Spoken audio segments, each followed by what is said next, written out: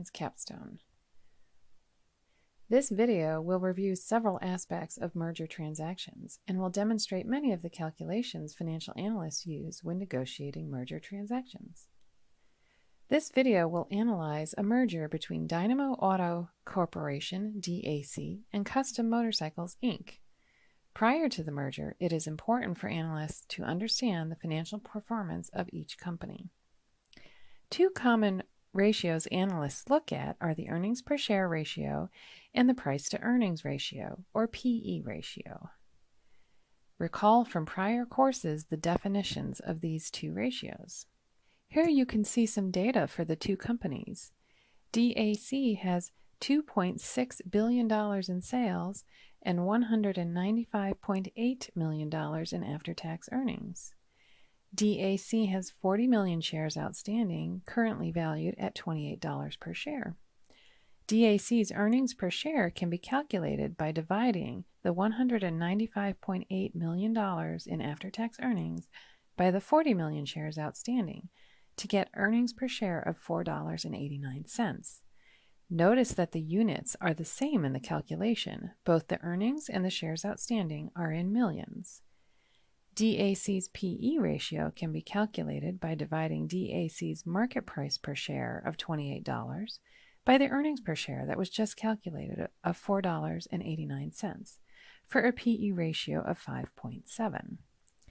The same calculations were done for CMI to get CMI's earnings per share of $2.26 and CMI's PE ratio of 3.5.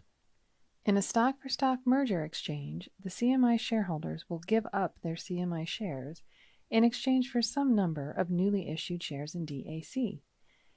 CMI will then become part of DAC, and the CMI shares will be retired. CMI will no longer exist as a separate company. The negotiation in this merger will revolve around exactly how many shares of DAC the CMI shareholders should get for their CMI shares. There are some key facts that determine how many shares are issued for a merger. Most importantly, the value of each company before the merger influences the number of shares exchanged. These values are often heavily negotiated. Once the values are agreed upon, the shares are exchanged so that each shareholder has the same amount of value that they had prior to the transaction, but now as a piece of the new combined company. However, neither group of shareholders owns 100% of a single company any longer. Instead, the shareholders are now invested together in a larger combined company. Using the negotiated values per share, analysts calculate an exchange ratio to execute the merger. In the easiest example, if two companies had equal values per share, then the exchange ratio would be simply 1.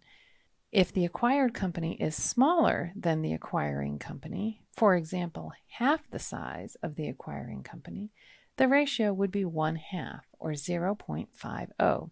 An exchange ratio of 0.50 means every 1 share of the acquired company will be exchanged for 1/2 shares of the acquiring company.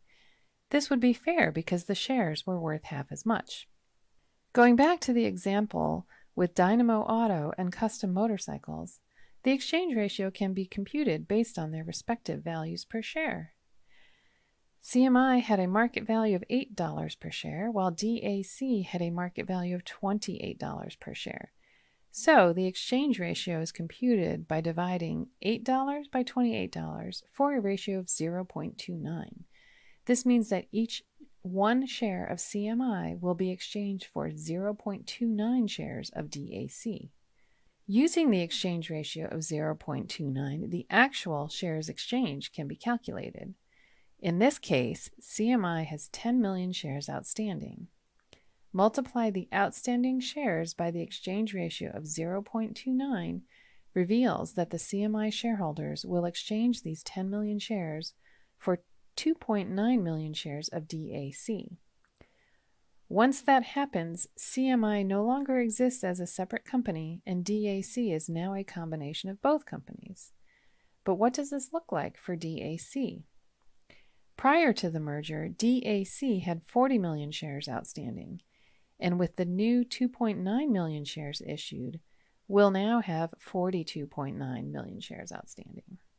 Recall that the starting point for the exchange ratio is the agreed upon value of the shares, and these values are often heavily negotiated.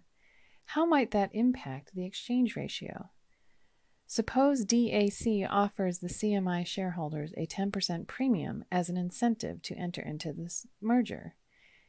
In this case, DAC places a value of $8.80 on the CMI shares.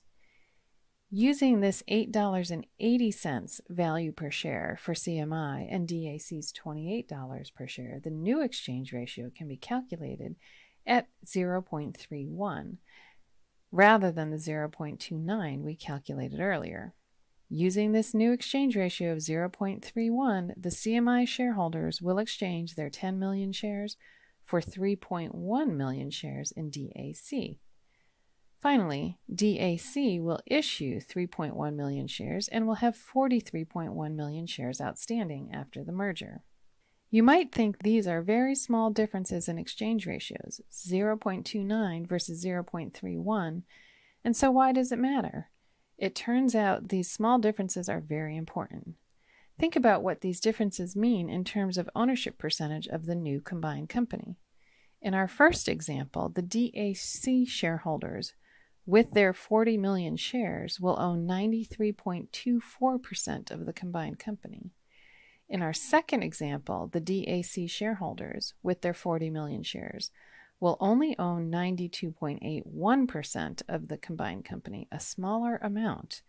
This is referred to as dilution, and this is the impact of the premium price paid to the CMI shareholders.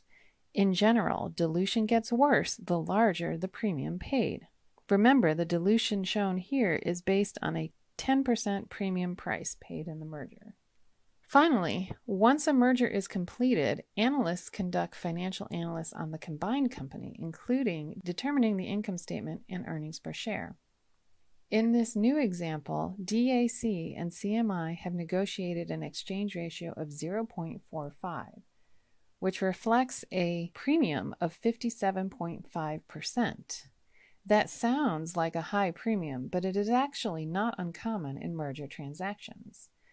So, the CMI shareholders will exchange their 10 million shares for 4.5 million DAC shares, and the DAC shareholders will own 89.8% of the combined company after the merger.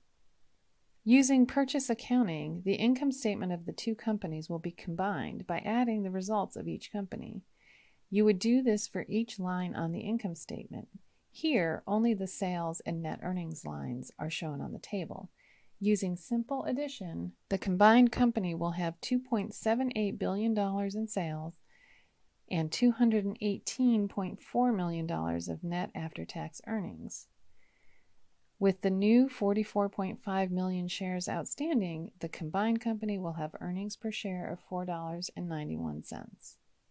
This video reviewed pre-merger analysis, including the earnings per share ratio and the PE ratio, how to calculate merger